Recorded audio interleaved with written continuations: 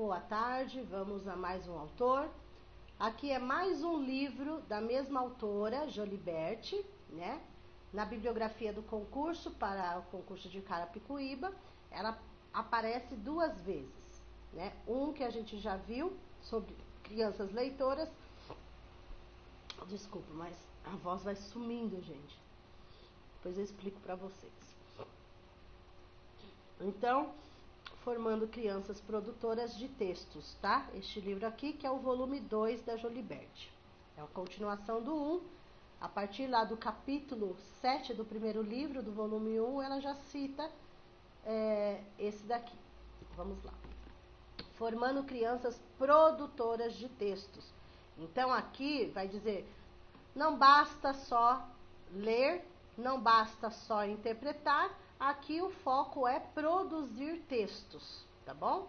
Apresenta uma proposta de trabalho de ensino da língua materna, né, a língua portuguesa, na qual aprender a produzir textos é exercer a função social da escrita dentro de uma pedagogia de projetos. Então, é fazer com que a leitura, né, a produção de textos se torne uma função social. Para que eu preciso produzir texto? É o mesmo quando a gente vai alfabetizar a criança e a gente mostra o letramento para ela. Olha, você vai aprender a ler e escrever por isso, por isso, por isso. E aqui, por que ela vai precisar produzir textos? Né? Ela vai fazer textos, uma série de atividades que ela vai utilizar a produção de textos. Principalmente dentro de uma pedagogia de projetos, ok? Onde, se for para trabalhar projetos, né, com a produção dos próprios textos dos alunos, é um projeto imenso, né? A importância que se dá é imensa aí. Vamos lá. A primeira parte do livro trata da organização de situações de produção de diferentes tipos de texto. Então, fazer com que o aluno produza vários tipos de texto. Então, ele conseguiu produzir uma carta, ele conseguiu produzir um bilhete, ele conseguiu produzir um conto, ele conseguiu produzir criar uma lenda, ou, enfim, modificar o final da história de uma produção textual, enfim. Através do uso de canteiros, ela vai chamar de canteiros. O que seria palavra-chave, né, no caso da Joliberti, para falar de produção de texto? Canteiros. O que significa, no caso para Joliberti, canteiros? Há uma escolha hierarquizada de objetivos, resgatando uma trama de preparação e os critérios de avaliação a um enfoque de aprendizagem que pode ser utilizado em todos os tipos de textos. Há uma apresentação pormenorizada de experiências realizadas nas classes, para os 7 tipos de textos: cartas, cartazes, fichas prescritivas, relatórios, narrativas de vida, novelas e poemas. Então, no caso dos canteiros aqui, ela vai estar separando, dentro desses canteiros, esses tipos aí: cartas, cartazes, fichas, relatórios, narrativas de vida, novelas, poemas, entraria nesses canteiros com estes objetivos. Já na segunda parte, ela aprofunda a questão do trabalho com a poesia. Então, ela já sai de um foco, já parte para outro. Ou seja, ela quer dizer que nós podemos trabalhar todos os tipos de textos com as crianças. Porém, não é, não vou trabalhar porque a criança não está preparada. Ela está preparada, tá? Mas você vai aumentando a dificuldade depois. Nela, a autora propõe que a escola deve desescolarizar a poesia, o que é alcançado plenamente apenas se for possibilitado às crianças experimentarem o desejo de ler e produzir também os seus próprios poemas. Então, não é só produzir um tipo de texto, um conto, uma fábula, uma carta, mas ela experimentar também os poemas, porque você pode utilizar rimas e eles vão gostar bastante. Além do debate teórico, formando crianças produtoras de textos, traz uma quantidade significativa de experiências e propostas concretas de trabalho. Então, A Jolibert escreveu conforme a pesquisa que ela fez, pesquisas com professores, pesquisas com alunos, pesquisas em escolas, e ela viu que o trabalho com poesias é de rica importância, de extrema importância, e deu muitos resultados positivos. Até ela brinca que encontrou vários poetas mirins aí, que estavam perdidos, desconhecidos, né? E os alunos querem que a produção deles seja mostrada, seja valorizada, ok? Então, vamos lá. A Jolibert traz a respeito da escola, a importância, né, da escola em todo esse processo. A escola é uma instituição a serviço da sociedade. Essa que atualmente é capitalista e exige de seus cidadãos algumas competências mínimas, entre elas a prática da leitura e da escrita. Então, a Jolibert traz que a escola é uma instituição que vem a serviço da sociedade e, queira ou não, uma das competências que a escola exige do seu aluno, né, para formar o cidadão, é que eles tenham a prática da leitura e da escrita. Não só a escola, mas é uma regra, né?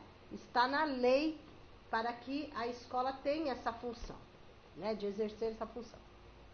A escola acaba por se tornar principal agente na formação de leitores e escritores. Até tem uma autora que não está na bibliografia de vocês, que também fala da questão de leitores e escritores, que é a Adélia Lerner, né, que ela traz muito bem essa fala, ok? A escola deve trazer um sentido à criança, assim como o seu aprendizado deve ser um espaço onde o aluno tem autonomia, palavra-chave, autonomia, para agir, discutir, decidir, realizar, avaliar suas práticas. Os alunos precisam engajar-se no seu próprio aprendizado. Portanto, o professor deve criar esse espaço para seu aluno, contribuindo assim para que use, né, a aprendizagem, para que sua aprendizagem seja significativa. Palavra-chave também, aprendizagem significativa, ok? Aliás, palavra-chave para todo concurso, aprendizagem significativa. Ajuda principal e primordial. Então, assim, a melhor ajuda que o professor pode dar nesse momento, né? Ele deve oferecer aos seus alunos, que consiste em fazer as crianças viverem no meio estimulado, gerido por elas próprias, onde elas não leiam porque forçam elas a lerem, ou porque é atividade da aula, mas porque entende a leitura como uma forma de prazer. Deixa eu arrumar aqui para vocês enxergarem essa parte que ficou fora, né? Ok. Veja. Então, a ajuda que o professor vai dar é que chegar ao ponto de não exigir, precisa ler porque é obrigado, precisa ler porque eu estou mandando. Não, nada disso. Ao ponto, essa missão do professor é para mostrar às crianças, né, que elas entendem a leitura como uma forma de prazer. Elas leiam por prazer, porque elas gostam, porque elas são motivadas a isso. E através disso também vem a informação, tá? Enfim. Então, essa ajuda vai ser muito importante do professor, essa mediação do professor.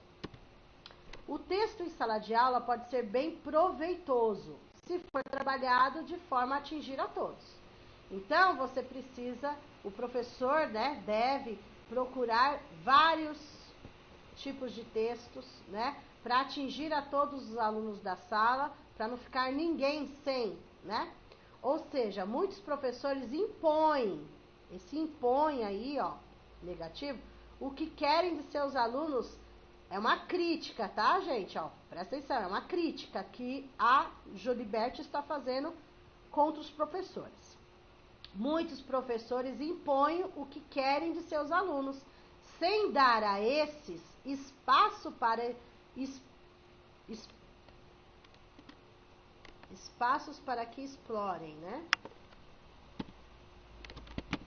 Espaços para que explorem suas ideias, Então, é uma crítica. Muitos professores impõem o que querem de seus alunos sem dar a esses espaço para que explorem suas ideias. Ou seja, quase não existe troca de conhecimento entre os alunos, pois eles esperam tudo do professor.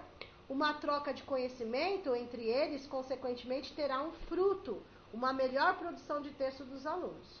Então, assim, por um lado, o que a Jolibert fala? Que os professores não podem impor somente o que eles querem. Tem que deixar os alunos explorarem suas ideias, né? Colocar suas ideias no papel. E ao mesmo tempo, se não fizer isso, os alunos, eles querem tudo pronto. Por quê? O professor não deu esse espaço. Então eles vão esperar tudo pronto do professor. E não é esse o objetivo. O objetivo é ter uma troca efetiva aluno-professor. Eles se unirem, né, nesse diálogo, nessa interação. Ela também afirma que o essencial para que os alunos se tornem escritores é que passem por experiências. Então, essas experiências aqui que estão em amarelo, conforme a Jolibert, se os alunos passarem por essas experiências, vai atingir o objetivo de se tornarem reais escritores aí, produtores de texto. Primeiro, eles precisam saber que a escrita serve para qualquer coisa. Que serve para se comunicar, para contar, para conservar histórias, para criar histórias. Também, para que os alunos percebam que a escrita lhe dá poder para se comunicar com o restante do mundo. Perceber o prazer que a produção de um texto escrito pode lhe proporcionar. Que os alunos entendam que a produção de texto não como um trabalho enfadonho, chato, mas como uma forma de buscar sua autonomia enquanto indivíduo. Existe uma grande interação entre leitura e escrita, pois é necessário dominar a leitura para escrever e dominar a escrita para ler. Então não tem como não estar interligados. Produzir um texto se a criança não tiver a competência de leitura e escrita, né? Para ela chegar a produzir o texto, claro que antes ela vai precisar dominar essa leitura e escrita, ok? A escrita e a leitura vêm antes da escola. Lembra lá o letramento? Que as crianças podem entender a função social da leitura e da escrita mesmo antes de serem alfabetizadas? Pois a criança constantemente vê-se interessada em saber o que está escrito num cartaz. Então ela passa em algum lugar, ela quer ler, ela vai no mercado, ela tem essa necessidade de ler, né? Então ela sabe que ela precisa aprender a ler e escrever para poder conseguir ler aquele cartaz. Como também saber escrever seu nome, dos seus pais. Então isso faz parte mesmo antes da alfabetização, ok? Opa, vai terminar aqui, né? Ok? Então vamos relembrar aí.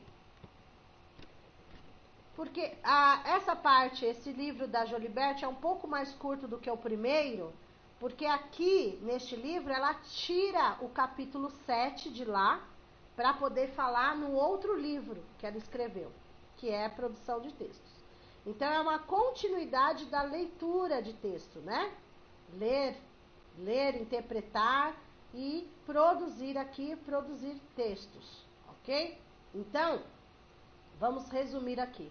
Então, produzir textos, para ela, é exercer essa função social da escrita, pode ser, a dica que ela dá é fazer um trabalho de produção de textos através de projetos, tá? Ela coloca na primeira parte, que ela vai chamar de canteiros, né? Ela apresenta essas experiências, né, de 7 tipos de texto: cartas, cartazes, fichas prescritivas, relatórios, narrativas de vida, novelas e poemas. Porém, para aumentar ainda o processo, na segunda parte ela coloca a questão da poesia, né, para os poetas mirins, que ela chama, ok? A escola, que é uma instituição a serviço da sociedade, né? As competências mínimas de um cidadão, da formação de um cidadão, é a prática da leitura e escrita. A escola é considerada um agente nessa formação de leitores e escritores. A criança precisa ter autonomia para agir, discutir, decidir, realizar, avaliar suas práticas. A aprendizagem, o professor deve criar esse espaço para que se torne uma aprendizagem significativa. A ajuda do professor vai ser de extrema importância aí, né, nessa parte, para que o aluno seja estimulado e que ele construa sua própria produção de texto, tá? E não uma coisa imposta, né, mas uma coisa que ele faça com prazer, que ele vai precisar para informação. E o texto em sala de aula pode ser muito proveitoso, né? Mas precisa atingir a todos. Não pode ser uma coisa imposta, né? Mas sim uma coisa prazerosa. E os professores têm que deixar, criar, né? Esse momento para que os próprios alunos explorem suas ideias e coloquem essas ideias no papel. Produzam por vontade própria, por motivação, ok? Por prazer, enfim. E aqui é colocado aí as experiências que os alunos precisam para se tornarem bons escritores. Para ser bons escritores, bons produtores de texto, claro que eles precisam dominar a leitura e a escrita antes. Porém, a leitura e a escrita, ela vem antes mesmo da escola, que seria o letramento, ok? A necessidade da criança ler um cartaz, ela sabe que ela precisa aprender por conta que ela vai escrever um cartaz, escrever o nome dela, o nome dos pais, enfim. E aqui nós finalizamos mais uma obra aí da Joliberti a respeito de produção de texto, ok? Não se preocupem, porque vocês terão o resumo de todos esses escritores que nós estamos estudando, todos eles. Vocês terão um resumo com o pensamento de cada um deles, vão receber um mapa mental para fazerem associações. No final, nós vamos montar um quebra-cabeça, onde todos vão estar interagindo, ok? Então, até a próxima aula, que é na quinta-feira, tá? Próxima aula de autores na quinta-feira, vocês receberão mais 5 autores. Hoje foram 5, Col, Fazenda, Fonseca, Joliberti. Na quinta-feira, mais 5 autores, ok? Ao todo são 30, ok? Até a próxima, obrigada. E desculpem aí, minha garganta está falhando, eu tô sentindo um pouquinho de falta de ar também. E depois eu explico para vocês.